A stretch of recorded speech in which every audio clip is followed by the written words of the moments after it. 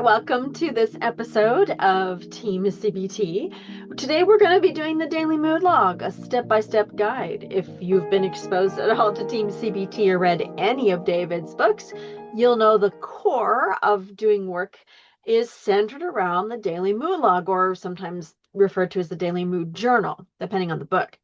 This worksheet was developed by author, professor, psychiatrist David Burns and has been used for decades in clinical work for depression, anxiety, self-worth, discouragement, really any kind of emotional suffering.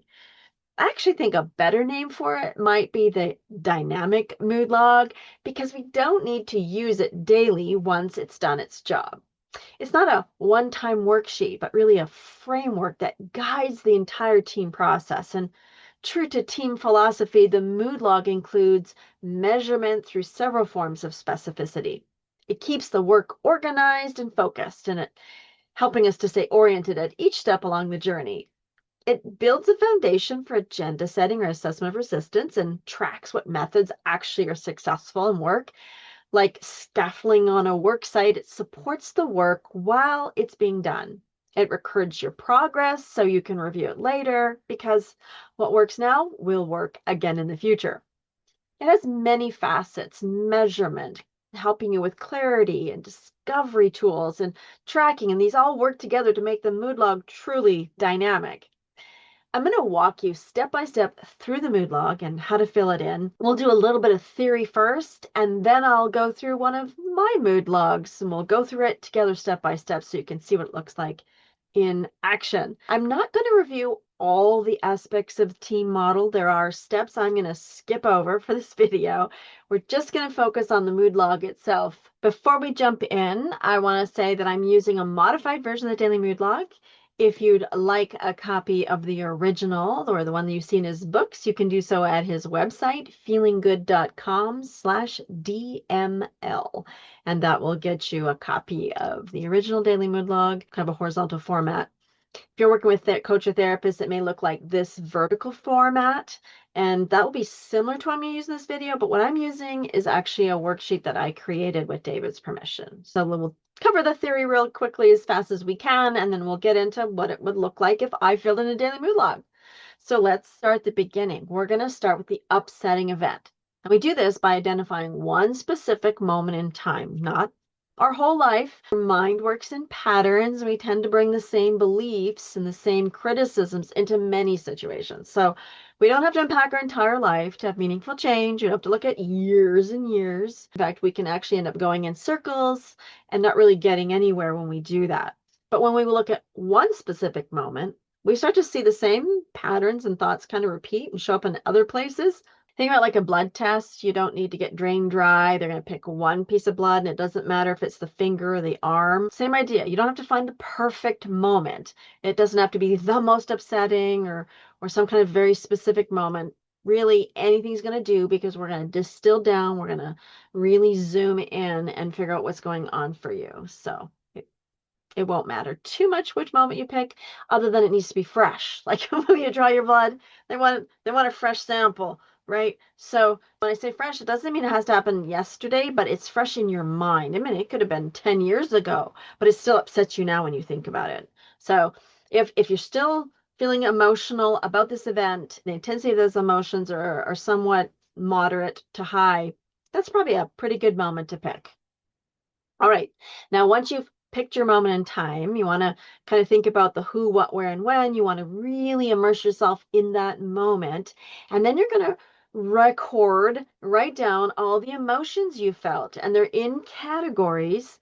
Then you're going to rate the intensity of each of those categories from 0 to 100. And this gives us a baseline. That way we're going to be able to know when we check in, was any of this actually helpful? Did any of it work? Right? So we need a baseline. And just think of this, the emotions, this 0 to 100. Think of 0 as being none, 0, no feeling. Like if it's nervousness, no 0, no nervousness, and 100 being the most intense that you've ever experienced or that you could imagine experiencing. Okay, so that's the scale. And then 50 would be kind of in the middle, like a moderate amount of that emotion.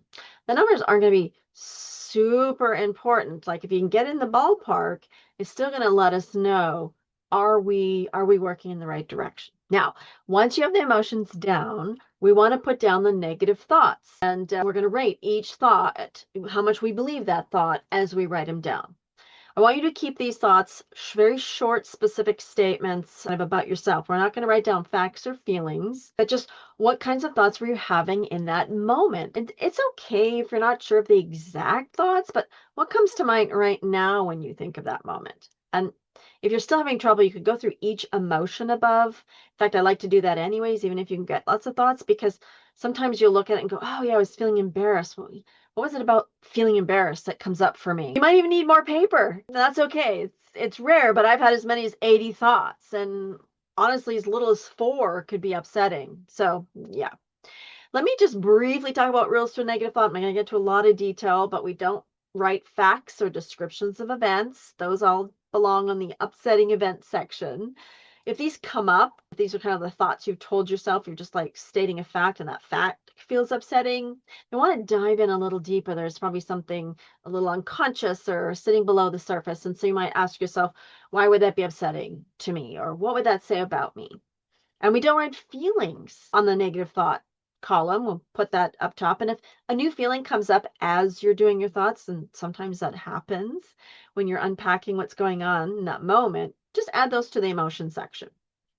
If you catch yourself writing a feeling, just ask, what thought would make me feel this way? Or what thoughts come up when I think about this feeling?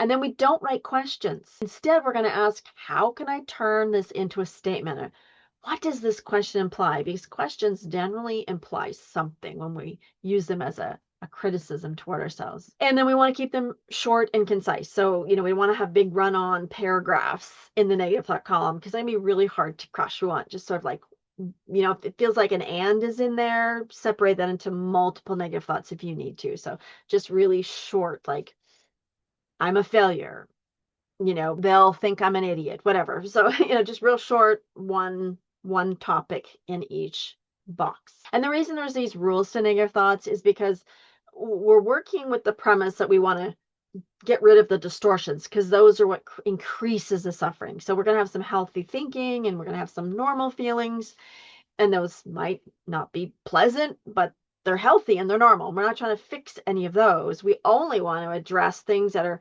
twisted and manipulated and distorted, from your past and things that you're believing that other people have been telling you. Is we want to really unpack the truth. And we can't dismiss, we can't get rid of, we can't crush a fact. It's just a fact. Same with a feeling. So that's why the rules are important. Now, it's okay if you're not sure you've captured the exact wording. Whatever comes up right now is usually close enough. It could also be that these thoughts are kind of about that moment and not just what you remember thinking in that moment. So, for example, maybe during a minor car accident with my brother, you're thinking, I was scared I'm going to die, or I'm going to have a neck injury and be in pain forever. Now, if we had said might die, that might be injured, that would be a statement of possibility, but going to die is like a proclamation of fortune telling and magnification. So it would depend on the intensity of the worlds in that moment. But on top of these thoughts that were in that moment, I might have feelings of guilt. And as I explore this moment in time, I realize there's this thought that I should have been more worried about my brother dying. And so that brings up some guilt feelings. So for each negative thought, as you write them down, you're going to rate how much you believe the thought from 0 to 100. Usually they run around 100%, if not 100% all the time. But they might be 80 or 60 or 50% believable, and that's okay. Still put them down. It might be that your rational brain has been kicking in, and so they're not quite at 100 anymore. Now we have some other tools if you're having trouble coming up with negative thoughts. The individual downward arrow, the what if technique, and stick man. Those can help us with unpacking negative thoughts. But I want to try and keep this focused on the daily mood log. All right. So now, once you have all of your thoughts down, before attempting to do anything, change anything, or like I know all those columns look exciting, we're going to pause the mood log and we're going to do something that often gets skipped. And that is checking in on why you feel this way and what that says about you that's positive and awesome. And yes, if you know anything about TEAM, I'm talking about positive reframing. Now, the newer vertical version of the mood log has positive reframing table on the last page. Let's not get confused. This isn't the positive thought column. And in positive reframing, we review the emotion categories and ask what's good about feeling this way, what are the functions or advantages of this emotion, what does it say about me and my values that's positive and awesome. You get the picture. We did a whole video on positive reframing. So if you want to know more about that, I encourage you to watch that video. We'll put the description and the link below. But this step is really important because resistance isn't the enemy, it's information. It kind of tells us why we feel the way we do. And it's not really what's wrong with you, but what's right with you. So many of our painful thoughts are deeply tied to these values, and it's good to acknowledge that. After you explore all the good reasons to feel the way you do, we want to set some clear goals for our emotions. What would be healthier, more proportional goals that still reflect all the advantages of the emotions and the values they're connected to? Now, the goals could be anywhere from 0 to 100. They reflect how you feel would be an appropriate amount of the intensity, healthy for that moment. So these goals are not about feeling this way 24/7. We're not trying to like establish this is my baseline for how I want to feel forever. But they're for that moment, this very specific moment. And of course, we're going to have different intensities will be appropriate for different moments. For example, we might want to feel 100% sad if we lost a pet, but maybe only 10% sad if whenever we think about our pet having arthritis, we look over and we see them limping. We only want to feel 10%, not feel a whole bunch of sadness when the pet is still mostly healthy and going out for walks, right? So there's no right or wrong number for the goal. But I will say if every emotion is set to 0, if that's your goal, that might mean positive reframing wasn't a fruitful exercise, or possibly there's some form of emotional perfectionism or maybe some fear of certain emotions. All right, so now the goal has been set. Now we're going to get to work, and we're going to do that one thought at a time. This is very, very important. One thought. If we try to fix everything at once, it can cause us to feel overwhelmed, confused, and frustrated by the lack of progress. And I have many clients who try to do all the negative thoughts. They rate them all, then they identify all the distortions, and then they try to come up with positive thoughts and find it doesn't work. And they're like, oh, this mood log doesn't work. I tried it. And they're right. It didn't work. It won't work that way. It's not designed as like a worksheet. And so you kind of bounce around a little bit on the mood log, and why I'm doing this video, because sometimes it can be a little confusing when you look at this mood log. So we're going to pick one thought. Next, we identify the distortions. You can look at the 10 cognitive distortions on the daily mood log. You might have to scroll down. They're on the sheet, and kind of see which ones are here. And there's a column for this step. You can kind of I like to do AON for all or nothing, MF for mental filter, that kind of thing, and you put them in there. And the reason there's a column for this particular method, and there isn't columns for a bunch of the other methods, is we do want to do this one repeatedly. This is your first mood log. You're going to identify the distortions on every negative thought, but just one at a time. Remember, just stick with one negative thought first. But my point is, you're going to use this tool, identifying the distortions, multiple times over and over until you really understand them and know what they're like. And you'll kind of start to get a sense of what are your go-to distortions in your thought patterns. So I like to abbreviate them and put them in that box. We want to put in the distortions we discover in there. Okay, once you've identified the distortions, you could try to come up with a positive counter thought. Now, if you're new to this, it's probably not going to work out too great, and that's okay. I want you to just do it anyways. You might find it out it does work, because I want you to feel how you're going to move through this later on when you actually do have some of the tools. When you've learned some of the tools, you'll be able to kind of start coming up with these positive counter thoughts right after you identify the distortions, and sometimes even you can start skipping identify these questions. In other words, it gets faster and faster. So it's really complex at first, and it's like, oh man, this is going to take me forever to get through all of this, and I have so many upsetting events, and this is going to take forever. So yes, the very first mood log will be challenging, and it will take quite a bit of time to unpack. Okay, So we're going to try and come up with a positive thought. Sometimes I call this a realistic, helpful thought, a truthful thought, whatever language feels right for you. Now, these are not mottos or mantras or affirmations. We're not trying to find positive thinking. No, no. We want to have true, realistic, believable thoughts, 100% believable. And hopefully they'll be positive, but not always. I've had times where my counter thought was neutral or even slightly, I'll say negative, because I was accepting some of the flaws about myself, and that crushed my negative thought, and it really took away all the negative emotion because I was being, honest with myself in a humorous and humble way. So I just feel like that sounds awkward to say humble. I was so humble. Anyway, okay. So I want to talk briefly about the necessary and sufficient condition. So the necessary condition is you must believe the new thought 100%. 90 isn't going to cut it.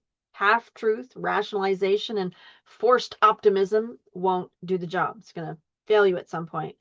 And then it's necessary for this new thought to reduce the negative, the belief in the negative thought. So if the positive thought you came up with isn't 100%, if it's only 90, you could ask yourself what's not true about it or what would make it 100% and see if that works to bump it up. If not, if you can't seem to come up with one, then that's where we have all those other methods. Remember, David has 120 methods for different, not 120 just for depression, anxiety, but there's probably about 40 or so tools that are really good for depression and anxiety. So you can try one of those, examine the evidence, semantic technique, there's lots. So if you can't get the positive counter thought to 100, and we're going to talk about this next, we're going to rate, if we did get it to 100% and we re-rate the negative thought, if that doesn't drop low enough, then we're going to go back to some more methods.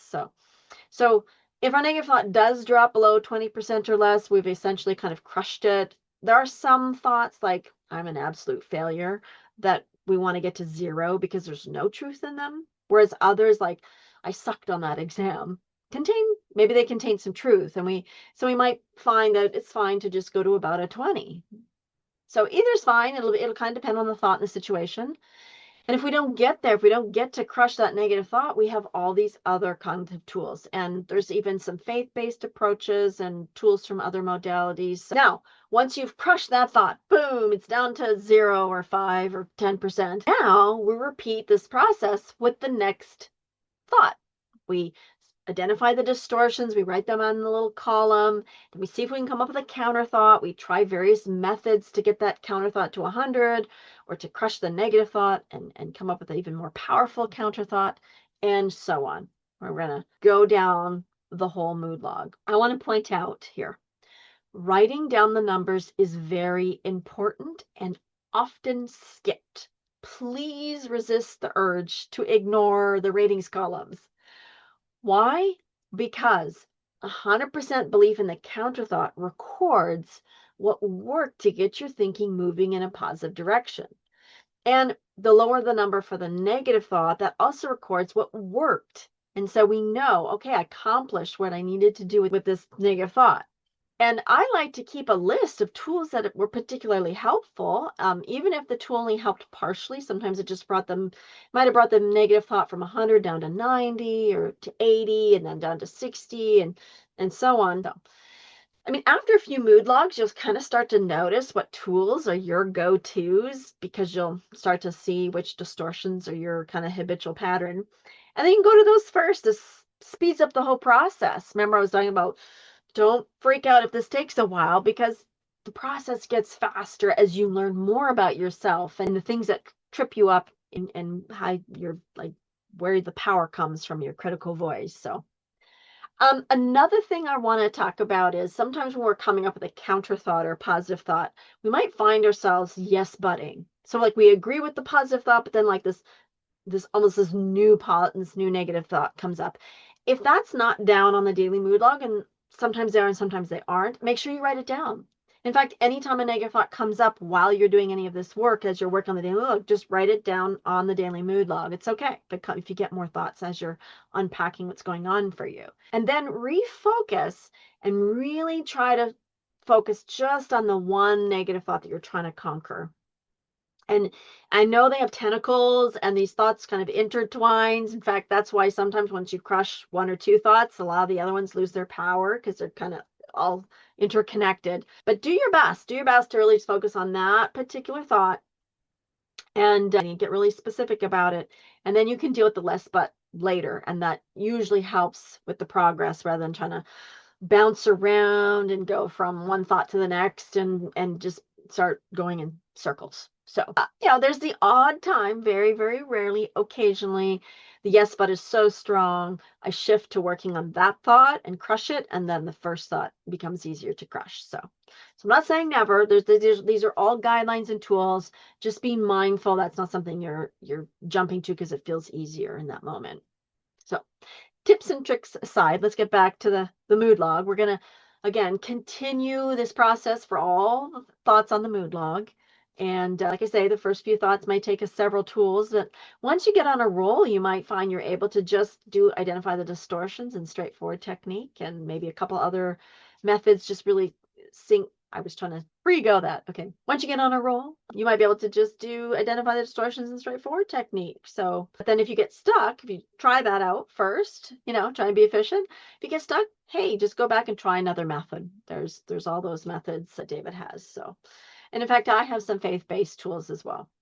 So now, once you've finished all the negative thoughts on that mood log, okay, we've rated them all. We've got them down to all under 20 and zeros, and that's all filled in. Now we're going to go back to the emotions. And beside the goal column, there's an after column for the emotions. And we're going to re-rate how we feel right now in this moment, thinking about this moment in time. We're thinking about all these negative thoughts that we've been dealing with, and we're going to rate them. Did this work? This is the feedback. This is going to tell us, did this even work? If the emotions don't exactly meet the goal, that's totally okay because they almost never do. In fact, most of the time the emotions go close to 0, 5, 10, regardless of the goal that was set. That's fine. In fact, sometimes, if you ever want to raise the emotion up to the goal that you set, you can just start believing one of those negative thoughts again. I'm being cheeky, but what if the emotions are higher than the goal? You've done this whole mood log and the emotion higher. Again, that doesn't happen very often when I'm working with clients and I'm kind of taking them through this process myself. But you can check in. Were there any negative thoughts that were not at 0 that maybe should be 0 or could get to 0? And I'm using the word should lightly here. Maybe there's some other negative thoughts that have come up that are not on the daily mood log. We might do a downward arrow, for example, and kind of unpack. Maybe there's more going on in this upsetting moment than you've already unpacked. Okay, well, you've done the daily mood log, and we do some relapse preparation because we don't have a computer. We can't just erase these things. We still have these neural pathways, but what we want to do is solidify our new neural pathways. And so, we'll do several daily mood logs. We'll read over successful ones to really implant the new healthy thinking, more on relapse and a future episode. Briefly, I just want to talk about some pitfalls to watch out for, and then I'll do a little demo of me on a mood log. Watch out for working on too many thoughts at once. Again, I kind of already mentioned this, but it's really important to note. Another one is using the mood log to avoid feeling emotions that are actually pretty healthy, trying to squash all your emotions or trying to fix every single thought that you have. We don't want to become so focused on this daily mood log that we're like trying to control everything we think and feel. That's not what this is about. This is about like unpacking something that was particularly upsetting, looking at some of these patterns of how your critical voice, the flavor of your critical voice, and being able to understand and identify that. Another thing to watch out for is skipping steps and then concluding it didn't work. I did mention sometimes we'll get to the point where we skip steps. Don't do that at the beginning. Use the score columns. And then once you do get to the place where you are skipping steps, when you find yourself not working, pause and go back and do all the steps rather than going, oh, this isn't working. And I definitely had clients who we've done great work, they move on, and a year later or 2 years later they come back and they've had something upsetting and they want to work through it with me, and that's totally fine. I think, or if you're stuck at all with this, whether this is your first time or whether you've worked with someone before, totally okay to go back and work with someone, because without empathy and support, this tool can really fall flat and not be helpful. But at other times, you can do it on your own, and that's great too. So just know that if it's not working, it could be that you're feeling stuck, or maybe you're skipping steps, you're not even noticing it, and it's totally okay to reach out and get some support. Now, I mentioned earlier the mood log can be used in different ways depending on your needs. We kind of covered the best way to approach the mood log, the full meal deal, in this video.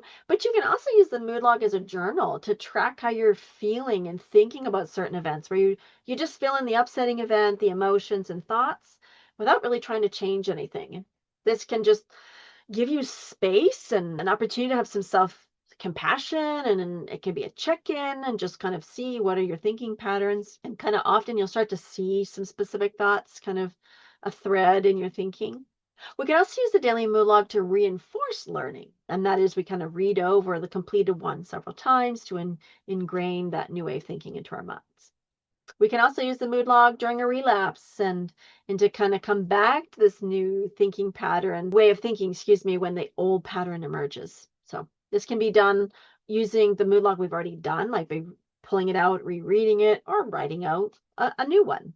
That's why I like to think of it as the dynamic mood log when I see DML, dynamic mood log. Okay, so now let's do a little walkthrough, and I'll use my own life, real example here. We'll demo what this looks like. So let me pull mine up. This is the worksheet version. I have a little introduction in there and then moment in time. So let's look at the upsetting event. So this was yesterday at 1:30, having lunch with my hubby. And he let me know that it was going to be quite expensive to change our truck transmission from standard to automatic. We were thinking that would be great feature to have an automatic in our truck, but it was going to be pretty expensive. And so I had some thoughts and feelings about that. Let's have a look. So I actually felt pretty sad and down and a bit blue and unhappy about this. And so I put down a 60. I filled this in already here to just speed things up a little bit. I didn't really have too many anxiety feelings. I did feel a little guilty and bad. Felt discouraged and frustrated and defeated. A little bit annoyed too. So yeah, 30 was annoyed, discouraged, and stuck. Okay. And then some of my negative thoughts, again, this is just some helpful tools in terms of this being the worksheet version. One of them was, my husband should think about me. Like, not just the money, but it'll be easier for me. Like I can drive a standard, but I don't like to, and I don't do it well in the city. So if we travel with the truck, I don't drive it. Typically, because I'm afraid to park it and that kind of thing. So then I don't do it very much. So then you don't use it, you lose it, right? Some other negative thoughts I had were I'm being selfish, because I was thinking about, oh, it's all this money just so I can drive it occasionally, because I don't drive it that much, and we have a Jeep, and my dad has his truck and I can drive it. The economy's not fair. It's too much money. Why can't anything be easy? Now, if you'll notice, some of these may not fit the rules to a negative thought. So let's talk about that. Let's look at this bottom one first of all. Why can't anything be easy, right? No questions. So there's something about this question that's being implied here. And so if I ask myself the question of what does this imply, it's implying that either it should be easy, could be a should statement, but that doesn't sit with me. So these are things you'd brainstorm with yourself, or if you're a coach or a therapist with your client. Is this maybe a should, that maybe it should be easy, and it's like, no, for me it was like, this decision will be too hard. This decision will be too hard. Yeah, like almost like this, oh, I'm stuck. How do we choose between these things? And let's look at these. Some of these other ones might feel like, especially if this was your mood log, it may not feel that way looking at my mood log.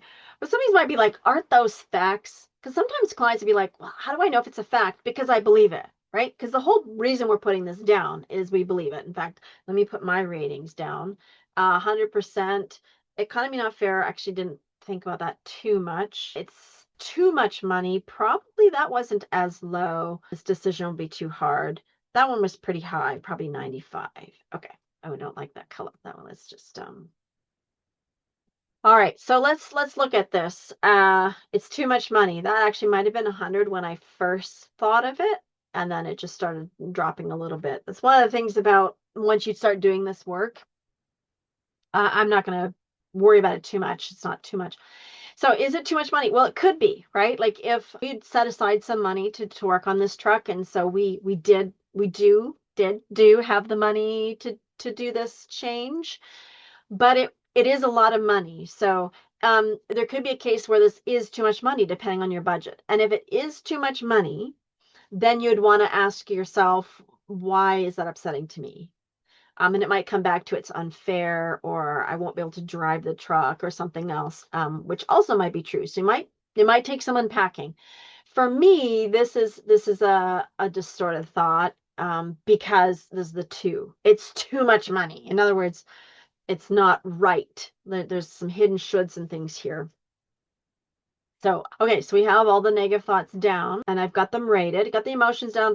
Now what's the next step? Do you remember? Yeah, the positive reframing. And so that's actually way down here on this mood log, and we would look at like, what are all the good reasons to feel this way? I'm not going to do that in this demo because, we're going to skip that. And then once we fill all of these in, then we can do the goal column. The goal column will likely be difficult if you haven't done the positive reframing a few times, because it doesn't feel like there's any advantage to feeling down and sad and frustrated. Like, what the heck are we talking about? So again, different video.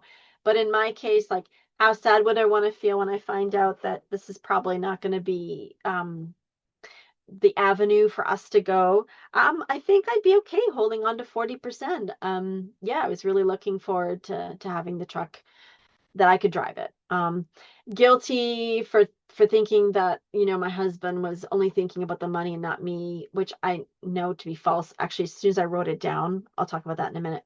How guilty would I want to feel? Well, it motivated me to check in with how I was viewing my husband, and check in with kind of how he was thinking rather than just assuming it. So it was a good amount. Let's maybe keep 20%. Discouraged. Again, I think it's pretty realistic to feel discouraged. I don't know that I'd want to come down too much on this. Maybe 50%. Frustrated and defeated. I think discouraged is enough. Feeling some sadness and some discouragement is enough. I don't know that I want to feel too frustrated and defeated. So maybe 10. And then annoyed. Actually, I'd almost want that to be 0. Yeah, so something like that maybe. So now we filled in the goals. What do we do next? We pick one thought and we identify the distortions. Now let's take the first thought. My husband should be thinking about me. So now I can put my distortions in this column. Again, this is a brand new worksheet, by the way, and it's for the purposes of training and for the purpose of this video and coaching. But yeah, this is the same procedure if I was using the other daily mood log. So what are my distorted thinking here? Remember, we can look, they're always included on these sheets. Well, there's some all or nothing. I'm assuming that he's not thinking about me at all. And that like this whole decision should be around me, which, that's kind of distorted. It's a should statement. I'm making a rule that this is a moral imperative, which, maybe in some way, for husbands and wives to think about each other, there is some flavor of that, but I think I'm taking this a little too far. It's funny, this thought has a should in it, but it's not a really strong should statement. I'm really feeling like the all or nothing is the strong one. I'm discounting the positive. There's lots of things to think about in this situation. There's the finances, there's the feasibility, the time involved, and so I'm kind of discounting some of that. And I'm mind reading. I'm assuming my husband isn't thinking about me, which is how I crushed this thought to begin with. Because like, oh, he clearly does. He does think about me, and this is not specifically only about me. So our next step, then, we've got the distortions down, and there's maybe more we can unpack here. The next one is, what counter thought could we come up with? And so it might be something like, my husband does think about me. In fact, this has been difficult for him because he is fine with the standard. So this is actually the first time I'm working through these thoughts, and I'm doing it right here, right now with you live on this video. Well, not live because it's recorded, but it's live right now in the moment I'm recording it. So how much do I believe my husband does think about me? In fact, this has been difficult for him. 100%, I believe that 100%. Okay, so then I want to rate how much does this affect my negative thought? And the other daily mood logs, this part is easier on the other daily mood logs than this worksheet version. So let's see, that was on the very first one. Here we go. My husband should think about me. How much do I believe that? Well, I believe he should think about me. So this is one of those thoughts that has some truth in it, but it's not upsetting to me because he does think about me. And the implication is that he's not thinking about me, right? Implied he isn't thinking about me. And this is another good one, like where we kind of we might put some qualifiers down so we understand kind of what we're thinking. So with that down there, this is 0. Yeah, 0. Okay. So then I would go ahead and do the next negative thought. I'm being selfish, right? I'm going to go ahead and identify the distortions. Again, there would be a column right beside this to put the distortions in on the other two versions, either whether it's the horizontal version or the vertical one. It'll have a column right there. So I'm going to go ahead and stop the share. We're going to assume I've gone through this whole mood log. I don't know that you need me to finish this with you. And then I would go ahead and re-rate my emotions once I've crushed all of my negative thoughts one at a time. Okay, so, all right. I hope that was helpful to you to walk through kind of in real life, real time, what it might look like to actually walk through a daily mood log. And, well, just want to sum this up a little bit. The mood log is not the healing itself, right? Like it's not the tool for healing. It doesn't do the work. It's the framework, the scaffolding that holds the progress, that tracks it so the work can happen. And sometimes clarity alone brings relief. Like even writing down these thoughts, most of my emotions just went down when I was writing out this mood log with you on the video. Kind of funny. But it guides you toward the tools as well. And so if you get stuck working on a daily mood log, we can look at one of David's books. He's got lots of tools in there. Or reach out to a trained TEAM-CBT therapist or coach. The Feeling Good Institute has many people you can look up on their website, and the TEAM-CBT International as well. I'll put the links to those websites in the description. So relief comes from truth, getting rid of all the exaggerations and lies that our negative voice throws our way, and the mood log helps us accomplish this. So if you do nothing else right now, I'd love for you to try out a mood log. Pick one upsetting moment in time, write down what you're feeling, thinking, then pick one thought, and that's where real change begins, one step